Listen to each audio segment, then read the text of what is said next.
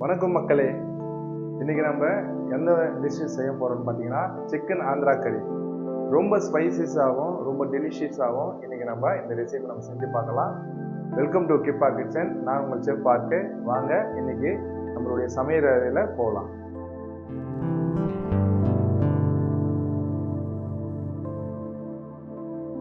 Chicken 1/2 kilo,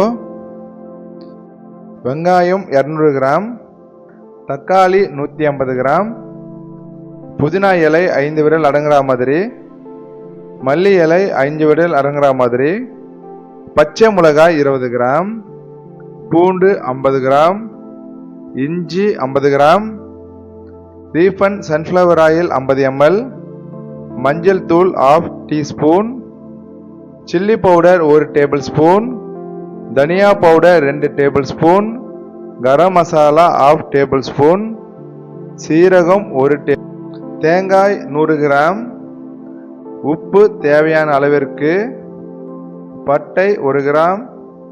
இப்போ பார்த்தீங்கன்னா நம்ம ஒரு மிக்சி ஜார் எடுத்து அதில் நம்ம எடுத்து தோல் உரிச்சு வச்சுருக்கிற 200 கிராம் வெங்காயத்தில் ஒரு 50 கிராம் போல் இதில் சேர்த்துக்குங்க. கூடவே பார்த்தீங்கன்னா புதினா இலை, மல்லித்தழை, கூடவே பார்த்தீங்கன்னா அதில் நம்ம எடுத்து வச்சுருக்கிற 20 கிராம் பச்சை மிளகாவில் ஒரு 3 பச்சை மிளகா வரையும் தனியாக எடுத்து வச்சுருங்க. ஏன்னா நம்ம தாளிப்புக்காக தேவை. அது மிச்சம் இருக்கிற எல்லாமே பார்த்தீங்கன்னா இதில் போட்டு நல்லா ஃபைன் பேஸ்ட்டாக அரைச்சிங்க. காரணம், நம்ம இந்த ரெசிப்பியில் ரொம்ப முக்கியமானது, இந்த ஆந்திரா ஸ்டைல் சிக்கன் கறியில் நம்ம பச்சை மிளகாவை வந்து கூடுதலாக சேர்ப்போம். அதனால் இதில் கொஞ்சம் தண்ணி ஆட் பண்ணி நல்லா ஃபைன் பேஸ்ட்டாக அரைச்சி எடுத்துக்கோங்க. அரைச்சதை நம்ம ஃபைனலாக நம்ம சேர்த்துக்கலாம். இப்போ பார்த்தீங்கன்னா நம்ம கேஸ் அடுப்பை பற்ற வச்சுட்டு ஒரு பேன் வச்சுட்டு அந்த பேன் வந்து நல்லா கொஞ்சம் சூடாக ஆகும். இப்போது நம்ம எடுத்து வச்சுருக்கிற 50 ml ரீஃபண்ட் சன்ஃப்ளவர் ஆயிலை அதில் ஊற்றிக்கலாம். எண்ணெய் கொஞ்சம் நல்லா காயட்டும். காஞ்ச உடனே பார்த்தீங்கன்னா பட்டையை அதில் போட்டுருங்க. பட்டையை போட்டுட்டு நம்ம கொஞ்சம் நல்லா அப்படியே வதக்கி விட்டுட்ட பிறகு உடனே பார்த்தீங்கன்னா சீரகத்தை போட்டு நல்லா வதக்கலாம். சீரகம் போட்டு நம்ம வதக்கிட்டு கொஞ்சம் நேரம் கழிச்சே நம்ம என்ன செய்யணும்னா நம்ம எடுத்து வச்சுருக்கிற வெங்காயத்தை நம்ம இதில் ஆட் பண்ணிடலாம். முதல்ல கொஞ்சம் வெங்காயம் நம்ம அதில் ஆட் பண்ணோம். அந்த அரைச்ச அந்த பேஸ்ட்டில் பார்த்தீங்கன்னா ஒரு 50 கிராம் போச்சு. மிச்சம் இருக்கிற ஒரு 150 கிராம் பார்த்தீங்கன்னா அந்த வெங்காயத்தை எடுத்து நம்ம இதில் ஃபைன் சாப்படாக அரிஞ்சு அதுக்கப்புறம் தான் நம்ம இதில் நல்லா சேர்த்துருக்கோம். வெங்காயம் நல்லா பொன்னிறமாக மாறட்டும். அதுக்கு அடுத்தது நம்ம இஞ்சி பூண்டு விழுதை மிக்சியில் அரைச்சி வச்சுருக்கோம். இதில் சேர்த்துடலாம். இஞ்சி பூண்டு விழுது சேர்த்துட்டு கொஞ்சம் நல்லா வதக்கி விடுங்க. காரணம், அதனுடைய பச்சை வாசனை அதில் நல்லா போட்டோம். இஞ்சி பூண்டு விழுது நம்ம அரைச்சி முடித்த உடனே நம்ம எடுத்து வச்சிருக்கிற அந்த பச்சை மிளகாவை இப்போ நம்ம சேர்த்துடலாம்.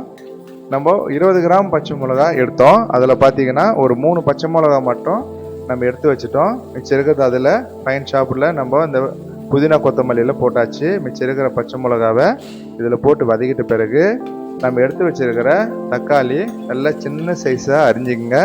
ஏன்னா சீக்கிரமாக நம்மளுக்கு வெந்துடும். அதை இப்போ நம்ம அப்படியே கொஞ்சம் வதக்கி விடலாம். தக்காளி பார்த்திங்கன்னா அதனுடைய பச்சை வாசனை போகிற வரைக்கும் கொஞ்சம் நல்லா சிம்மில் வச்சுட்டு வதக்கி விடுங்க. நம்ம மோஸ்ட்லி வந்து நிறையா ஃப்ளேம் வந்து கொஞ்சம் மீடியமாகவே செய்யுங்க. நம்ம ஏன்னா அதில் வந்து கொஞ்சம் நல்ல மணமாக இருக்கும் நம்ம வதக்கி செய்கிறதுனால. இப்போ பார்த்தீங்கன்னா மஞ்சள் தூள், அதுக்கடுத்தது மிளகாய் தூள், அதுக்கடுத்தது பார்த்தீங்கன்னா மல்லித்தூள், அதுக்கடுத்து நம்மளுக்கு தேவையான அளவுக்கு உப்பு சேர்த்து இப்போ நம்ம அதை நல்லா வதக்கி விட்டுடலாம். இது எல்லாமே ஒன்றோடு ஒன்றா நல்லா சேரட்டும். இப்போ நம்ம வந்து பொறுமையாக அதை வதக்கி விட்ட பிறகு நல்லா அதனுடைய எண்ணெய் பிரிஞ்சு வர வரைக்கும் கொஞ்சம் லோ ஃப்ளேமில் விட்டுட்ட பிறகு அதுக்கடுத்தது நம்ம எடுத்து மஞ்சள் போட்டு நல்லா சுத்தமாக கழுவி வச்சுருக்கிற 1/2 கிலோ சிக்கனை அதை கூட ஆட் பண்ணிடலாம். ஆட் பண்ணிவிட்டு நல்லா அதை கலக்கி விடுங்க. காரணம் பார்த்தீங்கன்னா அந்த கறியை கூட இந்த மசாலா வந்து நல்லா சேர்ந்தால் தான் உப்பு காரம் எல்லாமே ஈவனாக அந்த கறியை கூட ஸ்ப்ரெட் ஆகும். இதுக்கு அடுத்தது நம்ம ஒரு மூடி போட்டு ஒரு 5லேருந்து 6 நிமிஷம் ஸ்லோ ஃப்ளேமில் அப்படியே விட்டுருங்க. ஏன்னா அந்த சிக்கன் இருக்கிற தண்ணியெல்லாம் பார்த்தீங்கன்னா ஃபுல்லாக பிரிஞ்சு வரும். பிரிஞ்சு வந்துட்ட பிறகு நல்லா அது ஒரு முறை கலக்கி விட்ட அப்புறம் இப்போ பார்த்தீங்கன்னா நம்ம முதல்ல எடுத்து வச்சுருக்கிற அந்த பச்சை மிளகா, புதினா, கொத்தமல்லி, வெங்காயம் அந்த பேஸ்ட்டை இதில் ஆட் பண்ணிடலாம். ஆட் பண்ணிவிட்டு நல்லா ஒரு கலக்கி விடுங்க. இப்போ நமக்கு வந்து இதில் கொஞ்சம் தண்ணி ஆட் பண்ணணும். நான் அந்த மிக்ஸி ஜாரை சுத்தமாக அதில் பார்த்தீங்கன்னா கொஞ்சம் தண்ணி ஊற்றி அதில் இருக்கிற அந்த நம்ம அந்த பேஸ்ட் அரைச்சிங்களா அந்த பேஸ்டினுடைய தண்ணியே பார்த்தீங்கன்னா நம்ம இப்போது அதில் ஊற்றிக்கலாம். ஏன்னா நம்ம தண்ணி வந்து வெளியேருந்து எடுக்க தேவையில்ல.